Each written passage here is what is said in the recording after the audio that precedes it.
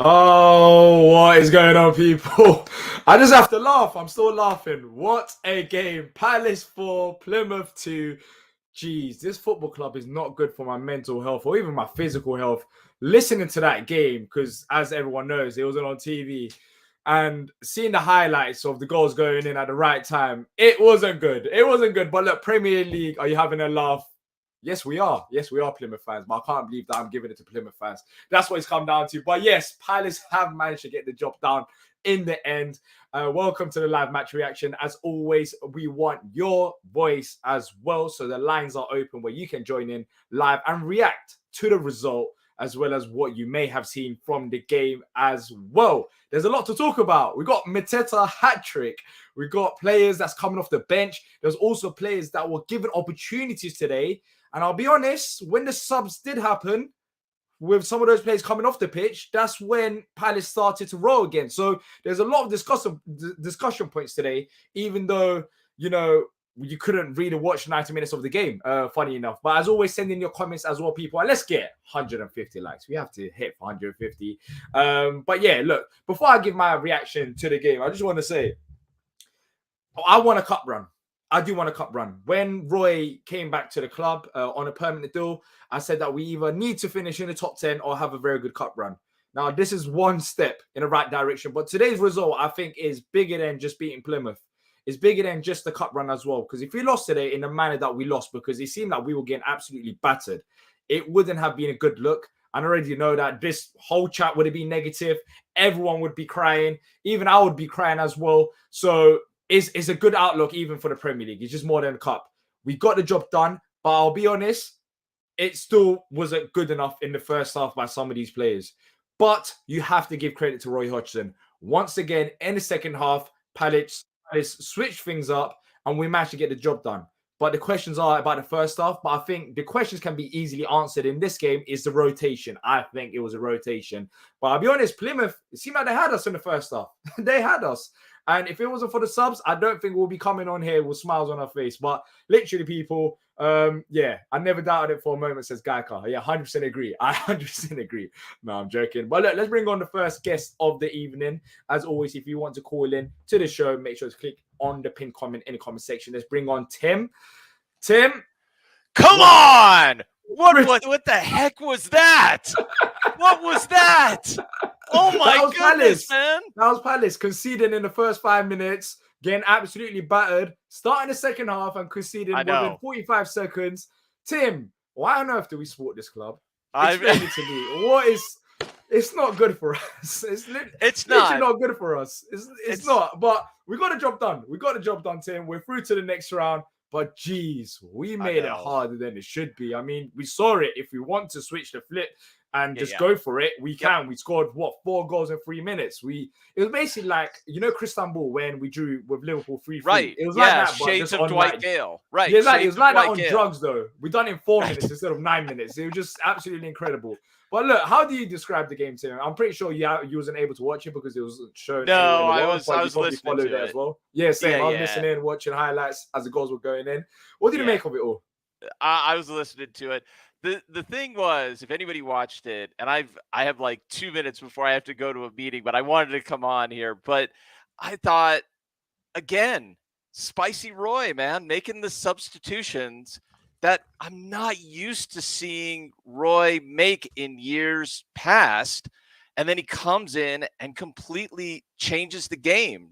Roy has been outstanding. I mean, I don't think, I wrote in the chat, I don't think you can give Roy man of the match, but he has to at least get some, like you just said it, D, he's got to get some consideration here for switching it up. But the one I wanted to mention, I'm kind of curious. I'm really interested to see the highlights. But what they were saying on commentary was that IU came on and was just not badgering his teammates, but like, come on, let's go. Let's go. He started with an assist for the first goal. Yeah, that we scored. He got an assist once again. I mean, he's got what, 3 assists already I know. early in the season.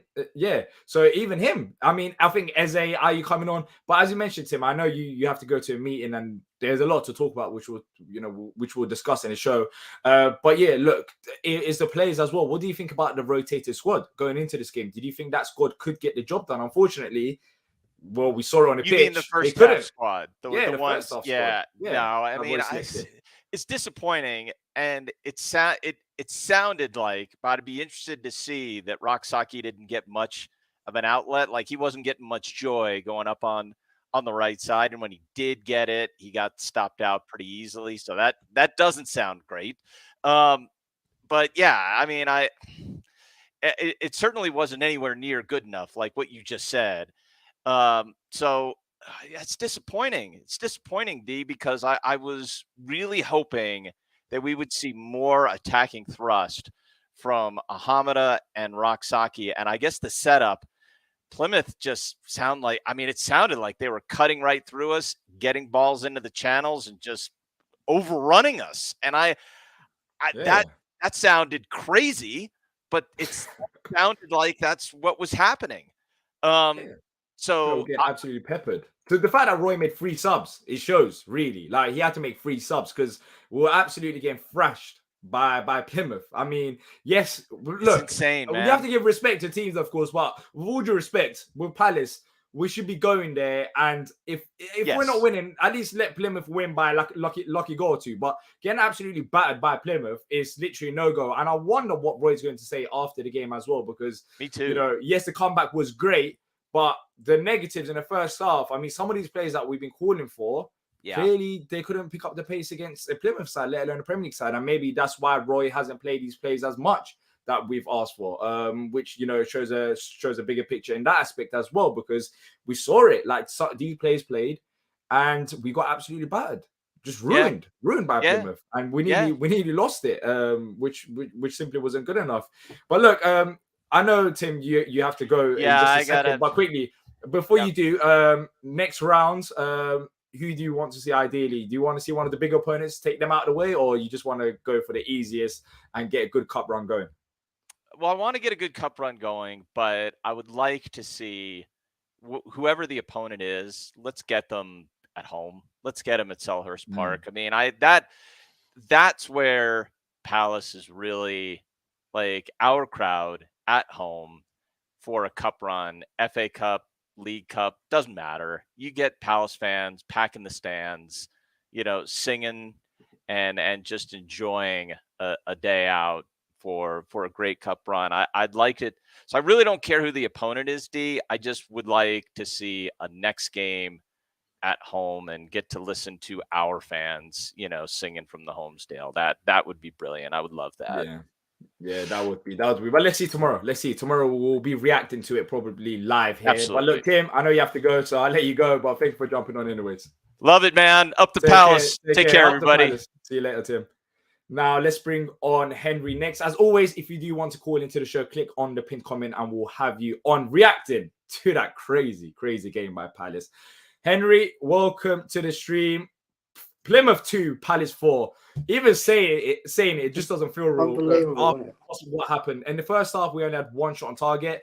Second half, it was the subs that pretty much changed the game. But Henry, I'm pretty sure you couldn't watch the game because it was on TV. Yeah. But just what did you make of it by just following it, like how the game started, how it ended, Um, Mateta hat trick, IU assist? Yeah. There's a lot to talk about. The floor's yours. Yeah, lots to cover. I mean, to be honest, firstly, I am not surprised that Plymouth actually gave us a game because before the game started, I was like, I was thinking about, the rise of Plymouth, and how they can hurt teams and stuff, and the fact that it's a cup tie, anything can happen. I got to be honest, at 2-0, right, I went out for a walk, and I left my phone, and then I came back, so I saw it was 2-1 and Edouard scored. So I thought the first thing I said when I saw that Edouard scored was, "Oh my god, we went 2-0 down, jeez." And then once it went 2-1, I thought, okay, we're getting back in this now. And then it was 2-2 and then 3-2 all of a sudden. I don't know. Mateta suddenly decided to banging a hat trick. I don't know where that's come from, but Is he back? nah. I mean, you can't say that. He's Plymouth. You know what I mean? I mean, if we're going to judge him against Plymouth, then I think Hat that's trick quite though. low. But I don't really know what to make of it, because part of me is happy that we're through, and obviously I do want a cup run in an ideal world. The trouble is, I just don't think we have the squad depth for it, because we're like everyone's been saying for many weeks now, we are thin on the ground in terms of players, and I think that shows tonight with the fact that we had to name Lerma in the first team, we had to name Edouard and Mateta, albeit Mateta isn't first choice, but you get what I mean. Mitchell as well, Johnson in goal. I mean, unless we actually do some good business in the next few days, in the next 3 days, because the window shuts on Friday, then I don't really see us making a good cup run, and I don't see us even benefiting from a good cup run, to be quite honest. So, but I'm glad that we haven't lost, because it would have been embarrassing to lose to Plymouth, to be honest. So yeah. Right before the Wolves game as well. There's a question here. I think is a very good question, because we haven't really seen Edouard and Mateta play as much together. So I just want your thoughts on it. Nuff said the following thoughts on the front three of Eddie, Mateta, Ayew that we close with. Also don't love Wolves playing themselves into form today. Of course, I think they smashed Blackpool at 4-5-0. I'll double check the scores beforehand. Yeah, but yeah, what did you think of that front three, and just in general, Edouard and Mateta playing together? We haven't really seen it in the past, but would you like to see, especially with a few injuries, a bit more of that combination? I guess with an injuries, you might see Edouard on the wing sometimes. I think Ayew's been a breath of fresh air this season. I think he's been really good. But I mean, it's not really something that I'm comfortable with seeing.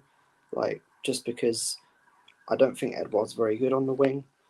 Mateta doesn't usually show up. He showed up today, but I mean, it's one of them ones where I'm just a bit like, what? Am I happy with it? I'm a bit. Yeah. I've got mixed feelings about it. It's a hat trick. You can't be upset about a hat trick. Like, he's got a hat trick, but then of course the fact that we've won in the cup run and stuff. Why not?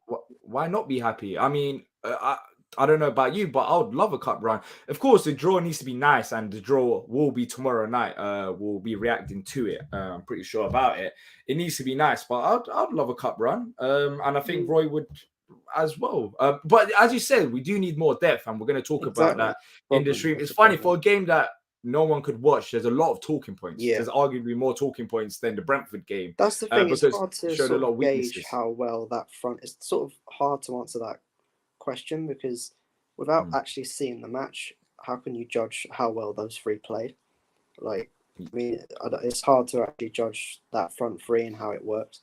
But I just think that, I mean, it's just typical Palace to come up with a game like this. Like, they lead us on thinking we're going to lose in the first round of the cup again, and then suddenly, bang, it's flipping 4-2, and before you know it. So 4-2, and Palace on the way to Wembley, literally. But nah, not that far. But just quickly, Henry, before you go, tomorrow's draw, who do you want? Do you care? Tim said home draw. That's all he cares about. He's not really fussed about the team. But for you, what are you looking forward to tomorrow? I don't mind anyone. I mean, hopefully Salford can win on penalties and we get them. Maybe. There's still games tomorrow as well to be played. There's a few Premier League sides. We'll see what happens with them, especially the likes of Everton, who's been struggling in the Premier League. But I mean, so far, who's gone through? Bournemouth, they're through. Cardiff are through. Middlesbrough beat Bolton. Norwich as well. Exeter, they're won on penalties. Fulham won on penalties. So Tottenham are out of the cup after penalties. Really? So Tottenham got knocked out by Fulham. Luton, they're through. They beat Gillingham. Brentford beat Newport by penalties. Port Vale, they beat Crew Alexandra by penalties, so they're through. Peterborough United beat Portsmouth. You got Mansfield Town. You got Stoke City, Leicester. There's still teams like Bradford, Sutton United. I'll take Wycombe Port Wanderers. Vale. I've never seen us play Port Vale in my Yeah, life. yeah. I want our home. I want us to have the easiest cup run, Yeah, literally to the final. Because with the cup, I'll be honest, you need a bit of luck to win you anything need or luck have and the you chance need of to winning avoid anything. injuries as Yeah, well. But the big teams I as mean- well. But look, I'll take a home draw against any of the so-called less oppositions. 100%. yeah, I think that would be the most ideal situation. But look, Henry, thank you for coming on. Hopefully Yeah. we'll be with you after the Wolves game as well. yeah, that's a huge game. I'm looking forward to that. That was Henry having to say. If you guys want to call in to the show, click on the pinned comment to have your say on the game and also the cup as well. Now, let's go through some of the comments. Palace fan saying, can I point out that Plymouth had the best home record out of all 4 tiers last season? Interesting. Eze made a huge difference. And let's talk about this. Because there are some talking points, as I mentioned, that I want to go through, and the subs was one of them. The rotator squad was another as well. I think both of them linked with each other perfectly well. Look, I thought going into the game, the lineup that we did have, that lineup should have been capable of causing Plymouth damage, or at least trying to winning the game. But I'll be honest, by hearing the commentary, seeing the likes of Matt Wisdom even on Twitter talking about the game, it seemed like we're getting thrashed, and it surprised me. And I'll be honest, it kind of got me frustrated. I don't know if embarrassed is the right word, because some of these players are the players that we've been calling for ages to come off the bench, to have an impact performance. And they got the opportunity today. And I'll be honest, they kind of proved Roy right in terms of why Roy doesn't play some of these players. Because yes, Plymouth are not an easy side. They're not a non-league side. They are relatively solid. As I pointed out from Palace fan, they've got a very good home record, so it weren't going to be easy. But when you see a lineup of Sam Johnson, Mitchell, Richards, Tompkins, and Nathaniel Klein, that defense should be more than capable. But it seemed like, especially the likes of Mitchell, it seemed like he was struggling, especially in the first half against Wright, who was attacking his side. That was a massive problem. And the midfield three of Ahamada, Riedewald, and Lerma. That midfield, by the sounds of it, got absolutely ruined. And in that midfield, now I'll push Riedewald aside because I don't think anyone's really asked for Riedewald to have game time, but Ahamada was one of them. And he got subbed off. And he was one of those players that got subbed off. And then the game just flipped. Raksaki was on the pitch. He came off for Ayu, and we saw Ayu's impact. But Mateta, he started, got a hat trick. Edward got a hat trick. But I'll be honest, there's 2 ways of looking about it. So I was listening to the game and trying to follow it as much as possible. I was thinking maybe it's the case of these players haven't played as much together. But there was a weird thing even in terms of the defense, where we see that Tompkins always tends to get selected ahead of Chris Richards. But it seemed like Richards had a decent game today as well. So with the rotated players, I think some of them were a disappointment more than others. I think maybe Chris Richards, proved himself. Also, Sam Johnson didn't have a great start to the game as well. But I'll be honest, I expected more. I expected more from that first team, and we shouldn't have to require to the likes of Eze, Ayu coming onto the pitch for us to actually go get result and score 4 goals. It was absolutely fantastic. But also, Roy proved another point to the board today in terms of saying that we have got very good first team players, but the depth is lacking in this Palace squad. It's lacking massively because apparently Plymouth had about 9 changes in their lineup. So we're playing a Plymouth B squad against a Palace B squad. And we, not only that it was 2-0, but Roy had to make three subs because it was that bad. And we got 3 more days till the window shuts. And it's clear, look, we can all laugh about it. I was laughing at the start of the stream. But if we want to talk a bit more serious, we need more players. The depth in this squad is severely lacking. The depth in quality. Today showed it as well. Eze came on our pitch. Absolutely fantastic. Ayu, once again, another assist. But all it takes is an Eze or an Ayu injury. Whilst Elise is out, when Elise comes back, I guess things will get a bit better. There's a bit more options there. But all it takes is one injury for us to be in the mud. In the absolute mud. Because let's be honest, we were struggling against Plymouth. It's fantastic that we got a win. But in reality, it showed a bigger picture. And it showed what Roy wants as well. Roy's been saying it since the window's open, that we need players. We got 3 more days and we need to get business done. And I think today, even though we won and had that comeback, I think today even proved it even further why we need to sign players. because the depth ain't there for this Palace squad. It's what we've spoke about all summer, and it's now what we're seeing. And in the cup game, it was a very good opportunity because some of these players that haven't been getting opportunities, they got the opportunity, and we nearly got knocked out in the second round away from home against Plymouth. Not only knocked out, but it sounded like an embarrassing first half performance and a very slow second half performance by these rotated players. And it shows that it's just not there. The quality is simply not there. But let me go through some of the comments and hear what you guys are thinking. As always, if you're new, make sure to hit the subscribe button to know some future Palace streams. Richards in the center, Joachim at right back. Yeah, we can talk about right back, Nathaniel Klein, etc. But that's been there for that conversation's been there for ages. But what do you guys think about the depth options today? Do you agree? Disagree with me? Feel free. I feel like today proved that we need more players, more than any other game that we've seen so far this season, more than any other preseason games as well. In a competitive game against a Plymouth side, we saw it. This rotated squad simply wasn't good enough. Eze, fantastic, great player, but we're talking about 70 to 80 million pound players coming on the pitch against Plymouth to save our day. And yes, we won't be able to get another Eze, but still we can get better attacking players, and we do need to do that. When are we going to see our new Brazilian wonder kid?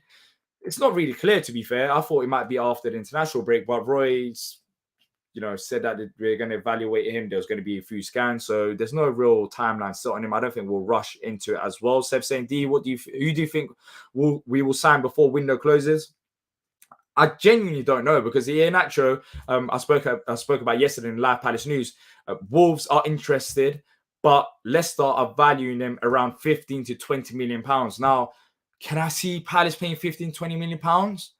It's a bit hard after we're signing Henderson for 15, 20. I just don't know how much money we've got.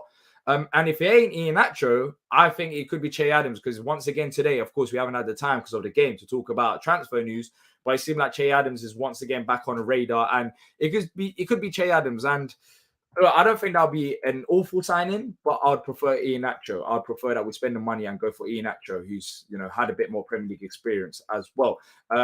Madness, 100% agree, absolute madness. Colin's saying only thing I'll take from tonight is confidence we can come back when we're behind, be it only Plymouth. Yes, but remember, Colin, more time if we're behind, it's going to be the starters. Eze will be on the pitch.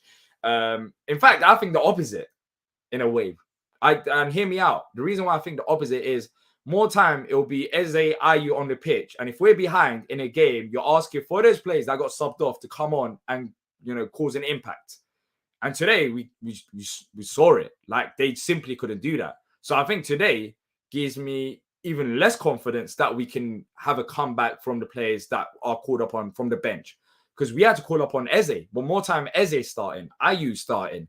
So if it's the likes of, Riedewald or Hamad, I think Hamad has had a good preseason, and, Raksaki hasn't had that many minutes, but it's not really a good indication today that we can call upon players to have a good comeback, because majority of these players that came on would already be starting. Gaika says, no doubt we're desperate for reinforcements, 100%. Hopefully today we can show to the board that hopefully today is like a wake-up call to the whole board that we just need more signings. It's not enough. It's not enough. At least they're staying is fantastic, but that's done. That's now happened. We need to focus on our actual targets. Even if Elisa was going to leave, we still needed another forward. We need another forward right now, regardless of Dean Henderson coming or going. Look, we just need another striker. We've known this since last season. I don't need to keep repeating the same thing. We just need another striker by the bare minimum, and arguably another winger as well. Need a left back. Mitchell can't be playing 40 games for 3 seasons straight. Look, that's another thing. We talk about right back. Yes, we've got 2 right backs there, Joe Ward and Nathaniel Klein, but we're talking about right backs and improving the right back position by quality. But when you look at left back, there genuinely is no options. Like, Riedewald could potentially play there, but then again, he was playing in midfield today because there weren't that many options in midfield. The squad is thin. And left back, I thought Adam Roller could get an opportunity, but I don't know if he's injured. I hope he's injured in a good way, because that means at least there's a reason for him not to be included at all. And hopefully he comes back. But we don't have any options there. And we're relying heavily on a player of Mitchell who we spoke about his form, not only his form, but he's had injury problems in the past as well. And I don't want it to be the case of Reedy was slotting in at left back because he's not a left back in himself. PR says, how did Richards play? So based on hearing people at the game and seeing a bit of the highlights here and there and seeing the stats as well, it seemed like Richards actually had a solid game. In terms of stats, I can bring it up here. He had 5 clearances, 2 block shots, 5 interceptions, 3 tackles, 92% passing accuracy, 3 out of 4 ground drills won, 2 out of 4 aerial drills won. Richards had a solid game. It seemed like he had a better game than Tompkins. But the thing with Richards is, regardless of how he plays, he seemed like he doesn't really get the nod over Tompkins when injuries happen. But maybe this could be the game where Roy changes his mind there in terms of the centre-back pairing and the pecking order with that. I'm hoping we pull out of Henderson. Crazy to me, we're paying £20 million and they're getting their own back off of 4.3 million. Don't want Adam says red. Red also says, I'm glad you said leg. Dean says, always seem to be a few players away from having a quality side. It's too late. I can't see them signing anyone. We have to. I don't think it's too late, but we are reaching the last 3 days and we need what Roy said, 3 signings. So deadline day is either going to be crazy. I think that's going to be the case because I'm hearing nothing or any suggestions about another signing coming in tomorrow. And we got what? If it ain't tomorrow, we got Thursday and Friday. We got literally 2 days to sign 3 players. I think it's a risky game that we're playing, but we simply cannot make any excuses. I've backed Dougie as well in terms of saying that when he has made signings, it's been relatively good.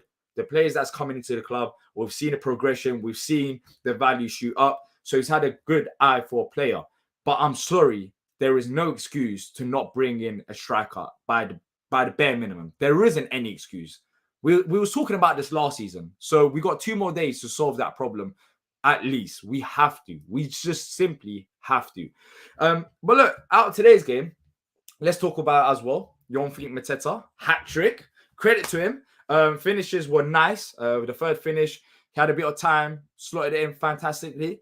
What are we saying about Mateta, people? Is his stocks going up or is this now Mateta staying at Palace?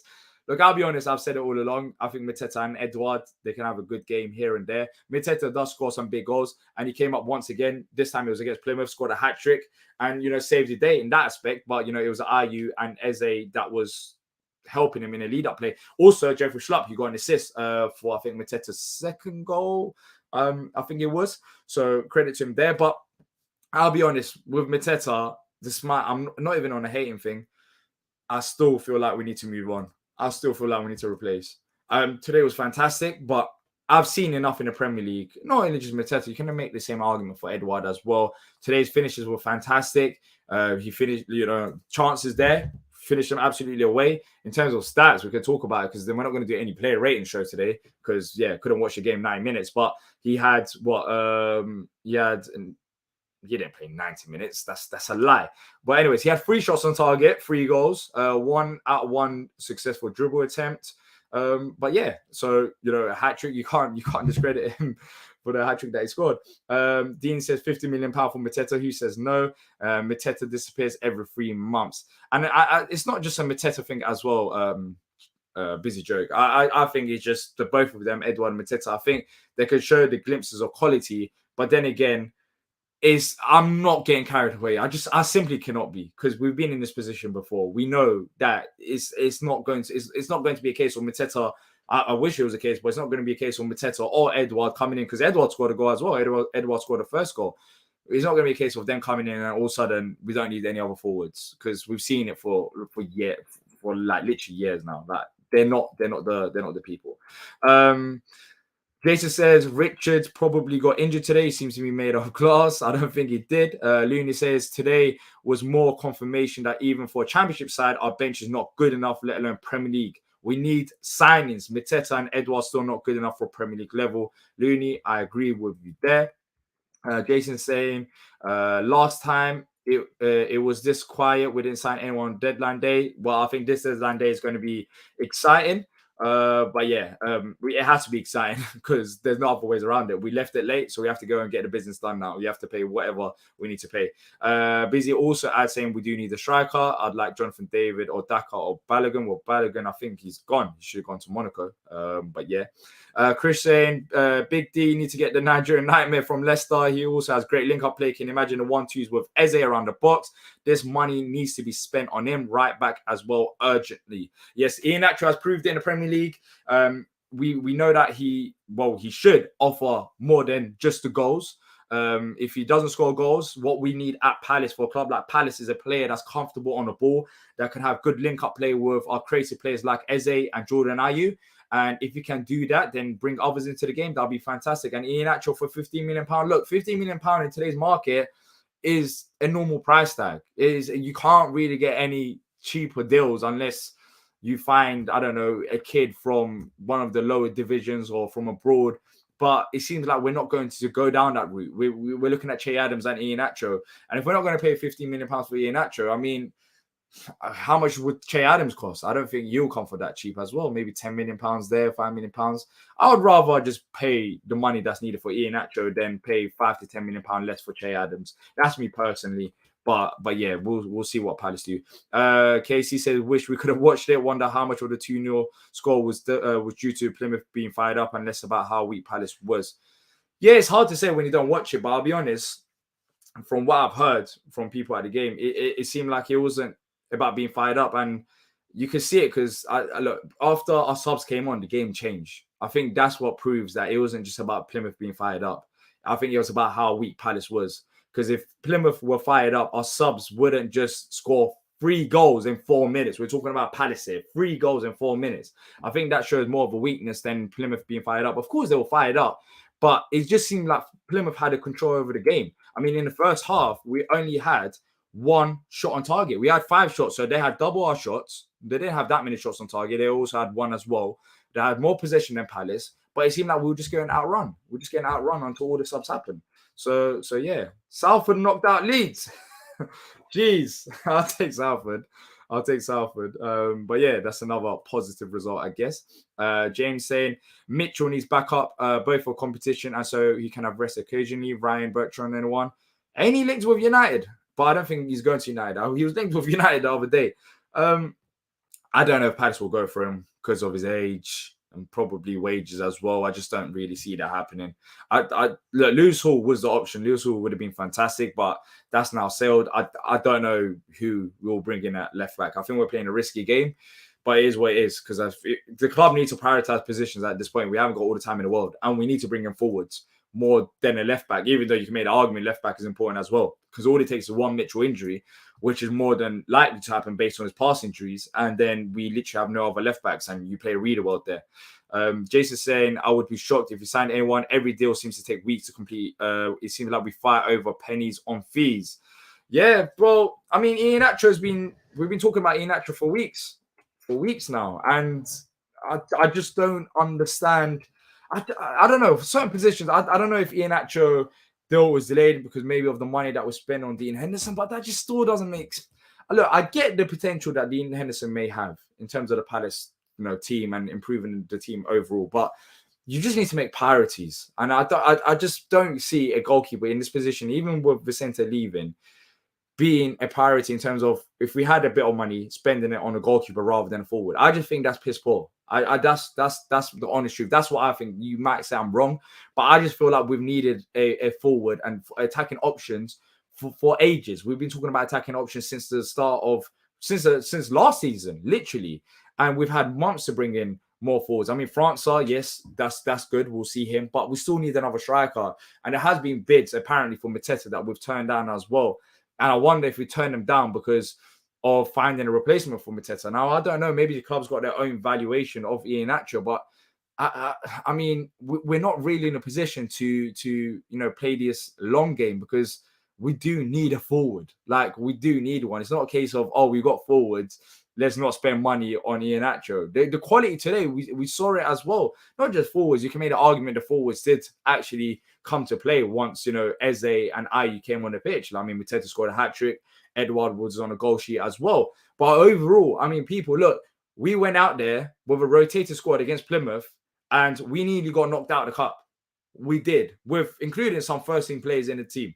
And that's because the depth just simply ain't there. And we just don't have time to play these games to go in a long run and, say, oh, he won't be fitting into us. Oh, it's too much money. We just don't have the time for that. If we did, then fantastic. But we had the whole of, the window open, 2 months ago? We had 2 months to play these games, but now we don't. It's a final. Forget about the final week. It's a final few days. Like, we're literally talking about hours now. Talking about hours. So the window is shut. But yeah. And the Corey to Liverpool chatter hasn't stopped. Yesterday the report suggesting that wasn't going to happen, but I think the Corey was just rested today, so I don't think any big player will leave next round. Where's Henderson announcement video? Says Demi. I'll be honest, I don't know. Will Palace probably on deadline day? So I would, so I wouldn't look for that right now.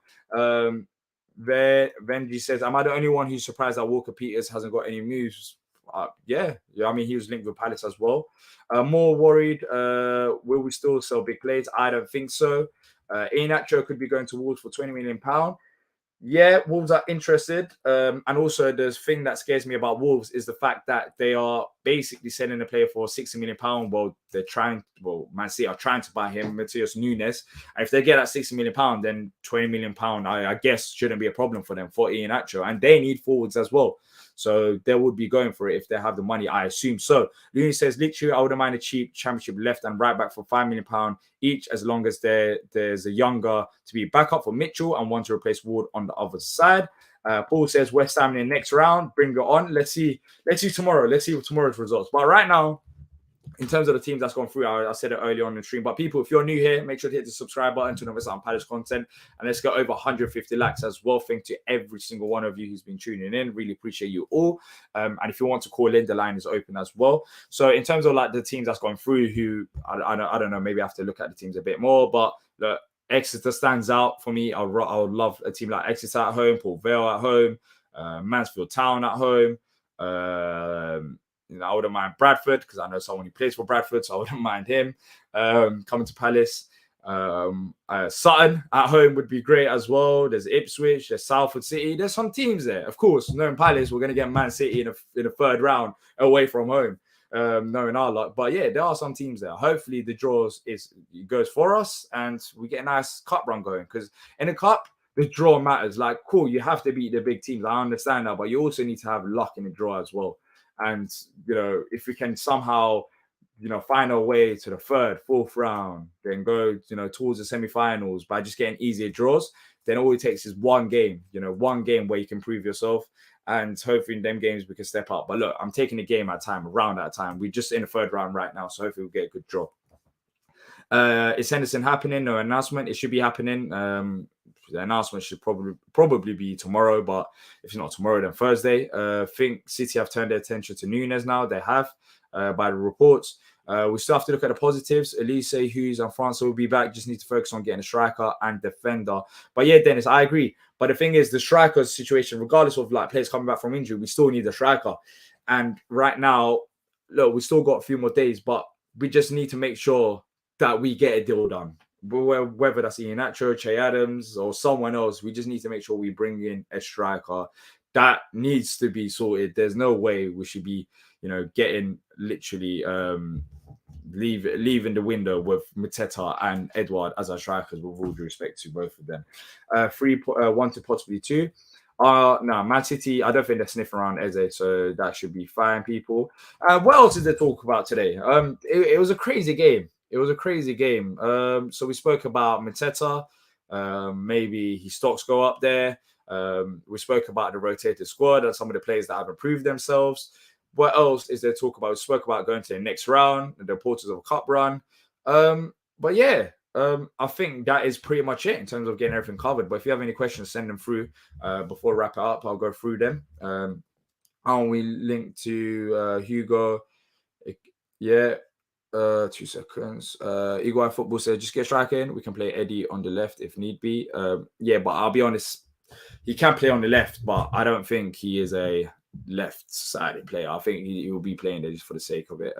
I still think we need another winger. But yeah, we still just get a striker in. Just get a striker in, then we can talk about the rest after. Need a more mobile striker that isn't too tall to be confident on the ball. And Cosmo, I've been saying this as well. Ever since the Arsenal game, it makes sense why we wanted Nketiah. It makes sense now. Che Adams, Iheanacho. I think the three things about all them players is the fact that they are comfortable on the ball. They like the ball on the feet. They can offer more than just scoring goals. They have a bit of pace as well. And we saw it. We've known of Iheanacho playing in the Premier League in the past. We know about Che Adams. I know it's limited game time, but he's got pace. He's still comfortable on the feet. And also Nketiah as well at Arsenal. He might not be scoring goals, but he offers something in that game. So I think what Palace want is ideally a striker that could, offer more link-up play to our creative players as well. Because right now, we just don't have that with our strikers. Look, today, Mateta, when he was given a ball in front of goal, he did score a hat-trick. But in the Premier League, it's simply not going to work like that. He won't have all the time in the world.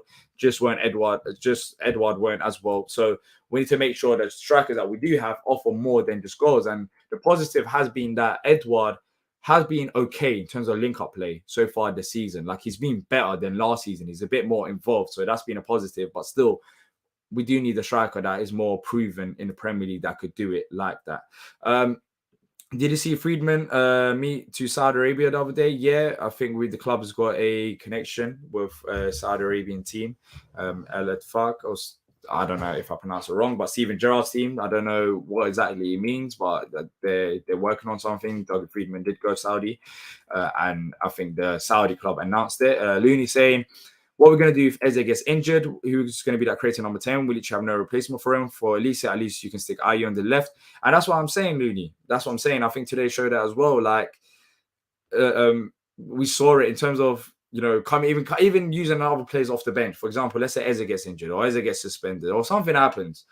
We don't really have options. Now, I don't think you're going to find a replacement option like Eze on the bench. That's not realistic. But then again, today was kind of scary because the rotated players, when Eze was on the bench and you're asking the likes of Hamada or Jess to be that creative option, maybe they didn't get on the ball as much, but they had to get subbed off. And as soon as they got subbed off for Ayew and Eze, the game just literally flipped. I think it's crazy. It's absolutely crazy that we scored 3 goals in 4 minutes. I don't think it's sunk in yet. And that is because Eze and Ayew came on the pitch. So even the players that we do have on the bench, yeah, you're right. They're not good enough. But I've been saying this for a while. I don't think Palace have that many creative players as options. Elise is one of them. Francois, if he lives up to the hype, will be another one. So there's 2 out injured. And Hamada should be an option, but based on today, him getting subbed off, I don't think he had a great game. So yeah, right now we're very thin with injuries, especially. Thoughts on Jez and his development? I've said it for years. I think Jez is good enough to be a squad player, but I don't know if he could be a starter. Now, there's going to be an interesting debate when Elise comes back from injury, because right now Ayew's red on form. So if you have Ayew, if you have Elise, how many minutes is Jez going to get in this Palace side?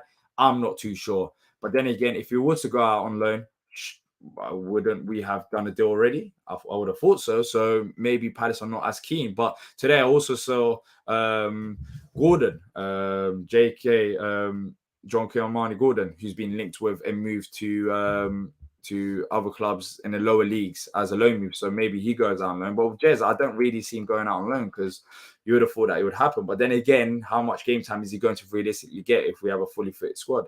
Paul says, get Zaha back. He's done nothing at Galatasaray since he's joined. Yeah, I think he's been out injured. But the less that I speak about him, the better it is. Palace fan says, one bad injury to Eze and we're in a relegation fight with our current squad. Simple as, literally. B, any prospects in the Turkish league that can cut in the Prem? For now, no. There was one that literally went to Real Madrid. But yeah, Turkey is a footballing country. There's a lot of players, but none that come into my head right now. Because yeah, all the big teams, they're using literally the big names. Even at Fenerbahce, they got Dzeko, they got Fred from Man United. So it's none of the youngsters really. Robert Bandman saying, I don't get Hamada's role. Ideally similar to Gallagher, but without the goals. I think Hamada is like a 10/8, but then again, he plays out wide, so I get it. I get what you mean. He doesn't have a specific role. He has played out wide, which has been surprising, because I think at Stuttgart he was playing more through the middle. So I would have thought Hamada could be like, he's a versatile player. I think he can play in like 3 different positions. I think he can play out wide. He's not a wide player, but he can do a role there. I think potentially as a number 10 and number 8 as well. It's not a number 6. I know that for sure. Francois can play as a 10, but of course he's unproven in the Premier League. Yes, he can, but then ideally, if you don't want Schlupp playing out wide and you want France playing out wide with a fully fit squad, Eze is going to be the number 10. Alicia down the right, down the left. That question, unless it's Jordan Ayew, or France, that down the left, we've got problems. Then you would expect maybe France or Ayew to play down either one of those sides. KC says if you fail to get striker, Ayew still our best option there when Elise is back. Yeah, I mean, there's a healthy debate right now with Ayew because I don't think you can drop Ayew regardless of who comes back from injury. I think he's been absolutely fantastic, and his production levels mean it as well. He's got 3 assists so far, a couple in the Premier League, 1 in the League Cup, and he came on, made a big impact once again. He's taken this leadership role ever since Wilford's left. Like he's stepped up to the plate, and the thing about him in the past is he doesn't have enough end product. Yes, he's not scoring the goals, but he's been getting a few assists here and there at the start of the season. It's been a great start to the season for Jordan Ayew. So it's very hard for him to get dropped, and I don't think he should get dropped for whoever. I think everyone needs to just wait for the chances. I think Ayew deserves that and should be one of the first names in the team sheet based on how he's played so far at the start of the season. Thoughts on Raksaki staying around the first team this season could be his chance to make his claim. It could, Zach, but realistically, I mean, we got Elise down the right. We got Ayew right, left. I guess it depends on how we use Francois. How many opportunities will he get? If he stays around the first team, the benefit is he's training with first team players, Premier League players. Maybe could get a few minutes here and there, but I just don't really see him getting enough minutes. But then again, do we have enough depth for us to loan out Raksaki? Maybe we might need him because, as we can see, even today we didn't have the depth. Eligi says, is Hamada a very long-term prospect for us? I'm struggling to see if they're trying to bring him up ASAP on the next couple of years. What's your take, D? I think Hamada is like a slow work in progress. We saw it in preseason. He was fantastic in preseason. But of course, that's preseason. Roy started him in a cup game. He played, I think he had like sub appearances last year under Roy as well, but it was like minimal. It was like 8 minutes or so maybe even shorter than that. Hamada is still fairly young. We have to remember that. I'm pretty sure he's in his early 20s. I'll get his exact age up right now, but you have to give him time. He's only 21 years old. You have to give him time. But so far, he has shown glimpses of what he could be. And 21, I mean, he's got so much time in his hands to live up to the potential. So Hamada, I think, is going to be used as a bench player, as a role player, and naturally he'll develop his game and get more used to the system and the Premier League as time goes by. Palace fans saying there's something going on with Francois. What Roy says about him is very vague and unspecific. His injury is either way more serious than expected, or Roy thinks he isn't good enough right now. Someone said that he had a similar injury to what Elise had when he first joined Palace, and remember, Elise wasn't getting the game time when he first joined. It took him a few months for him to get the actual minutes, even under Patrick Vieira. So I think with France, look, I said it when he joined. You have to be realistic with it. It's a literal teenager coming over from Brazil to another country to the Premier League, and he wasn't starting every single game for Flamengo as well back there. I think we need to be patient with him. We need to take time. I think he's genuinely got an injury. The latest I saw and heard was that we're going to look after him. We're going to check his progress after a scan. I don't know if that scan has happened. But yeah, Francois, he'll get his opportunities, but we also have to be, realistic as well. Just give him the time for him to properly recover from his injury. Then we can talk about it, because I don't think it's a case of Roy thinking he's not good enough right now, because Roy hasn't seen him play. Roy may question him based on his age, but then again, I genuinely think it's more of an injury concern. I know what you mean by the whole situation is a bit vague. We don't know the exact timeline, but I just think the physios at Palace don't want to rush him back, and we shouldn't rush him back. I know we do need him based on what we've heard about him, but if he's out injured, there's no point, for a youngster that's 19 years old, rushing him back at a young age and potentially aggravating an injury at this point. Might as well just wait till he's fully recovered, take his time, let him get used to the country, and meanwhile, and then bring him into the side as well. Where was Ibue today? I mean, you can make that question. Where was Ibue any other day? I don't know. Last time I heard that he got an injury, but I don't know what's going on with him right now exactly, Demi. I don't know where Ibue is in general. Can't remember where I saw it, but I saw someone say France is due back mid-September. Can't remember the source though, so don't hold me to it. Yeah, I heard early September-ish or mid-September-ish as well, one of the two. But then again, I don't know how true that is now because of what Roy said recently about his progress and his injury.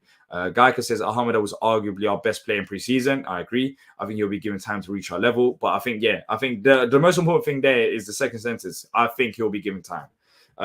We have to give him time as well. Have a few opportunities coming off the bench, but also be realistic as well. He's only 21 years old, had a very good preseason, but yeah, he's still adjusting to the Premier League, and his time will come naturally as well. I think it's one for the future. Ibue got 20 minutes in the academy game a few days ago. So apparently he's back from his injury and he got a few minutes there. Look, people, 50 minutes for a game that we could have watched, but here we are. We beat Plymouth. Premier League, you're having a laugh. Literally are having a laugh now. But look, shout out to Plymouth. They gave us a good game. Today showed that we need to get business done. We've got a few days left till Friday. It's Tuesday right now. In about 2 hours is going to be Wednesday. We got like less than 3 days till the window is shut. And we need more depth, quality depth in this side. But we have got the job done. We are through to the next round. We'll be back tomorrow, hopefully reacting to a positive draw and also the latest Palace news as we're building up to transfer deadline day. If you have enjoyed it, make sure to leave a like and subscribe, people. Until next time, up the Palace.